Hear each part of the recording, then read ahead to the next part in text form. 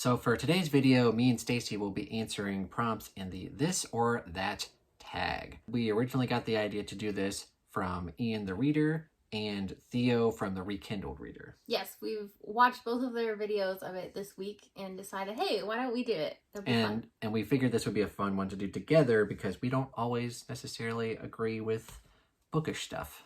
Yes, sometimes we disagree. So it'll be a lot of fun. So without further ado, let's go ahead and jump right into it. So for question number 1, paperback or hardback? How do you feel about this, sweetie? I'll read either. I'm not that picky, but if I have to choose, I'm going to choose hardback.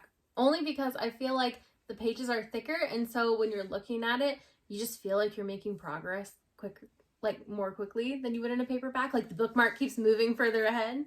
I'm the exact opposite. I think you can read paperbacks much faster than you can read hardcovers. I like paperbacks for a lot of reasons. Number 1, they're cheaper. Number 2, they're easier to hold when you read. And 3, kind of like you said, but the opposite. Like a mass market paperback, you can read way more quickly than a hardcover. I think it depends on the font size in the mass market. And I also will say, like, for paperbacks, when they're really chunky, I have a hard time, like, holding them open one-handed. Like, my pinky and my thumb will get sore. And so, hardbacks for that reason, because you can just, like, let them flop open. Okay, well, so overall, you do like hardcovers more? Yeah. I mean, I'll read hardcovers, but I just enjoy paperbacks much more. I will say, you can fit a lot more paperbacks on the shelf. Yes, and I pretty much collect paperbacks. Like 99% of my books, as you can tell, are paperbacks. Yeah, which is okay. Like, I'm not against reading the paperback. Okay, I think we agree on this next one, but we'll see. Question number 2 is Harry Potter or Lord of the Rings. So how do you feel about that, babe? Lord of the Rings movies, but Harry Potter books. We agree. There you go. Yeah, I grew up reading Harry Potter, not so much like watching the movies. The movies are fine, but I have a lot of nostalgia for the books. And then for Lord of the Rings, I have a lot of nostalgia for the movies. And then trying to go back and read the books, a lot of it is kind of boring. Yeah, I had a pretty similar experience. Like, I had seen the Lord of the Rings movies first and then went back and read the books. And I was just like, who is this Tom Bombadil guy? And why is he, like, solving the plot conveniently? Like, no. And all of the songs and the descriptions of trees for pages and pages. Yeah. And then the Harry Potter movies, they don't always have as much detail as the books. Like, there's a lot of things they kind of skip over or, like, you wouldn't necessarily catch on to if you hadn't read the books. And so I think books for that. Yeah, I think the first movies, because the books are so short, like, they can compact a lot of it into the movies. But, like, when you get to, like, Goblet of Fire and you're supposed to condense that into, like, a 2.5-hour movie, it just doesn't work as well. Yeah, I think it depends. Certain movies were better than others. I can't remember now. It's been way too long since I've watched or read them. But I think we agree. Lord of the Rings movies and Harry Potter books. Yeah. And number 3, I think we disagree on is real books or ebooks. How do you feel, babe? Ebooks. Yeah. Why do you feel that way? Well, because you don't have to have proper lighting to read them. It's lit up wherever you are. You can bring them anywhere. You don't have to pack a whole ton of books. You can hold them more easily. Like, your fingers don't get sore holding them open. You just zoom through the pages. You can adjust the font. You can adjust the page color. You can do whatever you want.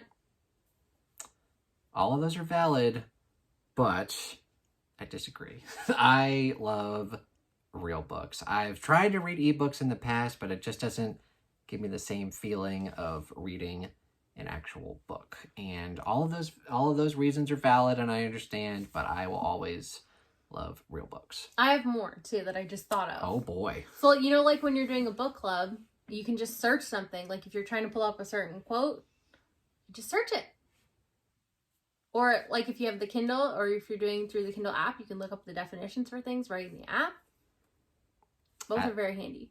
I don't need to do any of that. You can also just, like, highlight everything and, like, annotate without marking up a book. And then you can just go directly just through the annotations to remind yourself of, like, what you would have tabbed.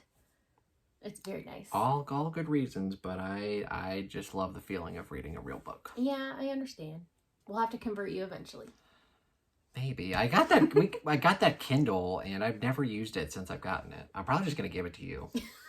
Yeah, I don't have a Kindle. I read on my old iPad because I find like no Kindle has gotten better about this, but back in the day you couldn't put any external apps on Kindles, and so like I read most of my ebooks through the library, through Scribd, sometimes through NetGalley, and so like putting all of those on a Kindle, I think there are maybe workarounds for some of them. I don't think there is for Scribd, but anyway, very big pain if you're on a Kindle without external app capability. So now that they've added that feature, it's something I should maybe look into and get. Well, I'll just give you mine because I never use it.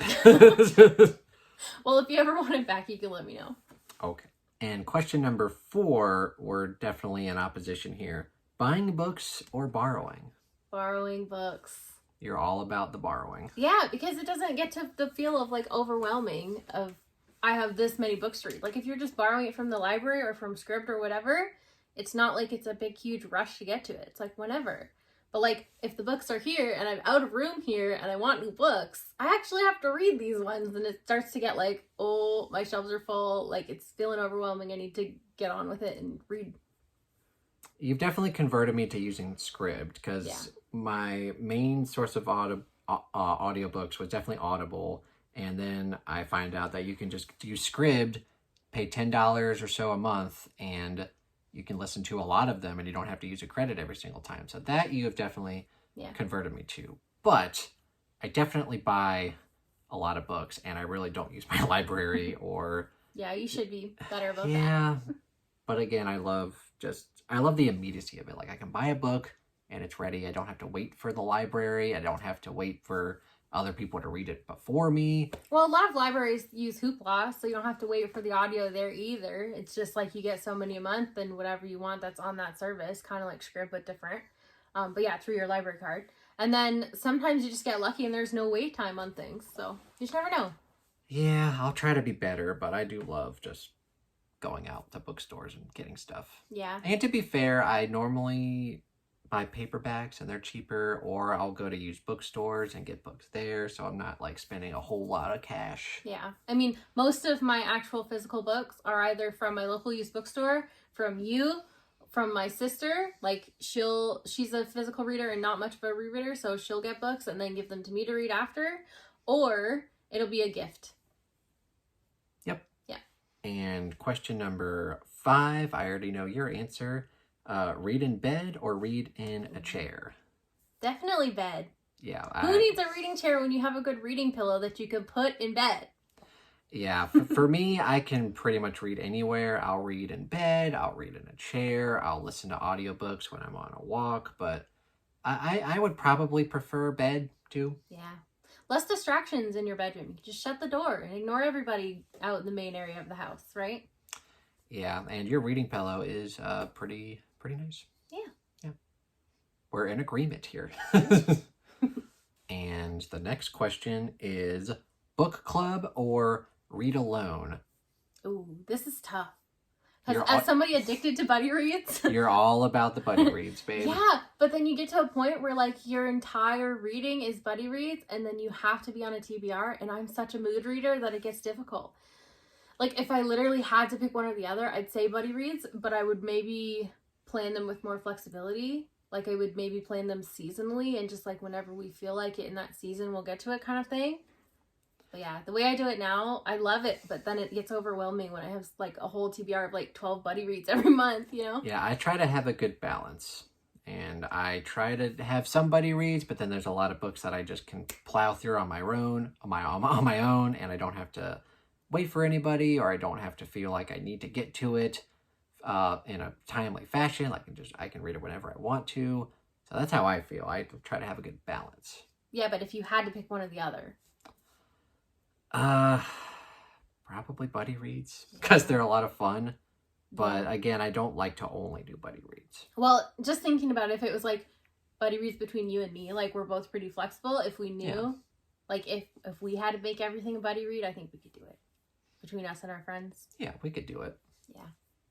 It's not as fun to read a book alone, although sometimes you do if you're the only person who's interested in that book. But, you know, it is what it is. I think there's something to be said about buddy reads keeping you more accountable for paying full attention to the book too. Because you know it's going to be like a talking point maybe, or that you're checking for theories to like try and share. So I don't know. For me, I always tend to find like I zone in on the book a lot more and like pay closer attention when it's a group read or a buddy read. You've gotten me a lot better at when I do a buddy read. I don't just go off and read it and then rate the book. You're like, oh, it was great, and then What were your thoughts the whole meanwhile, time? you're in the chat like every other chapter with like a detailed analysis of what happened. I'm just like, it was good. Like, where are your theories? What do you think? Yeah, you're definitely getting me better about that. That's good. And this next question we've kind of already been through, and that would be library or bookstore. You definitely borrow a lot more than I do. Though I will say my local used bookstore is pretty amazing. I mean, I can get a lot of books there for free if I bring in a lot of books, so. And shameless plug, go check out our other video where we talk about our book haul. Which was entirely free because I had store credit. Yeah. Oh, and I prefer the bookstore. Yeah. This next question we should probably agree on. Nonfiction or fiction?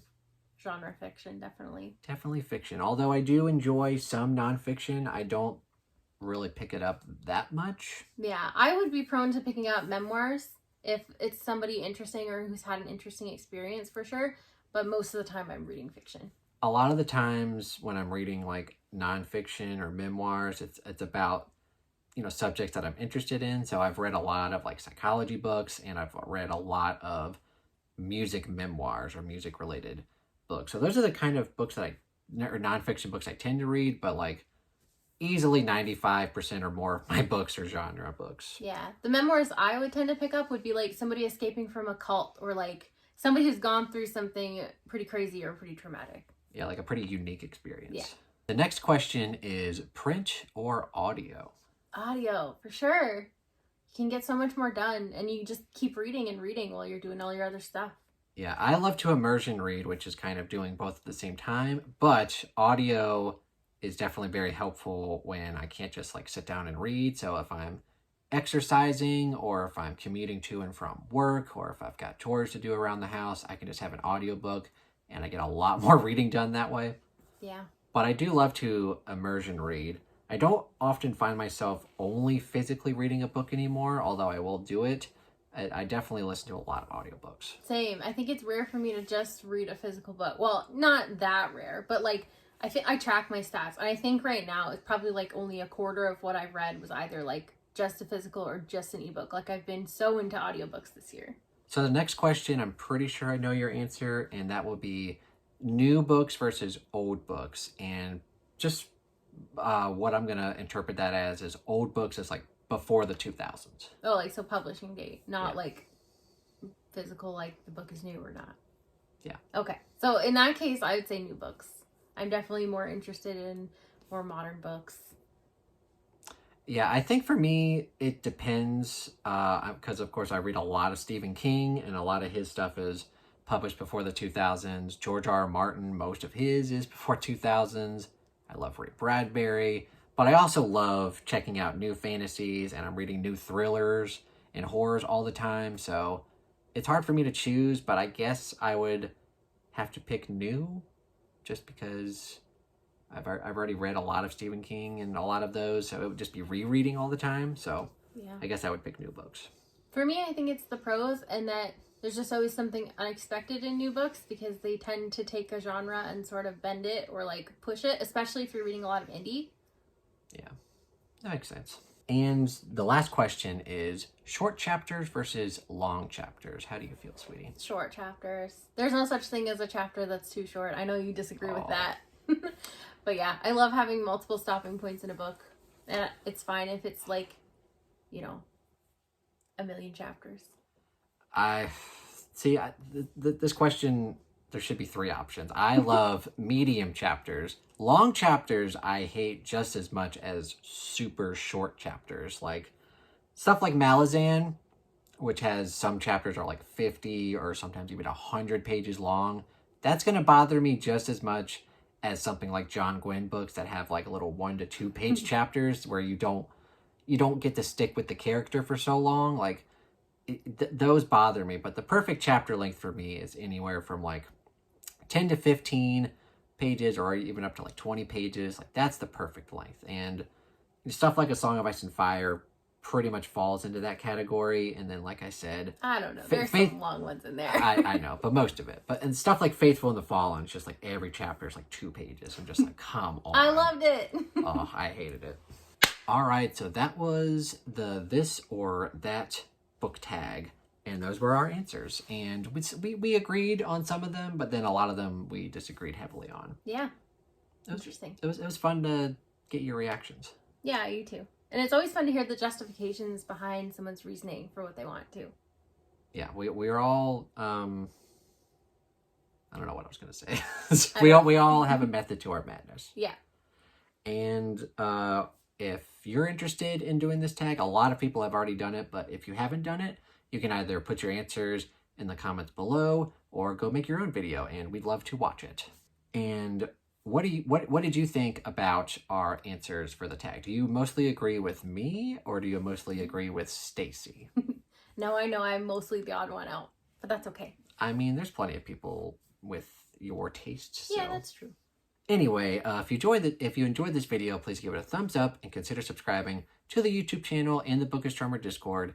And if you'd like to further support me, go check out my Patreon page and my Amazon wishlist.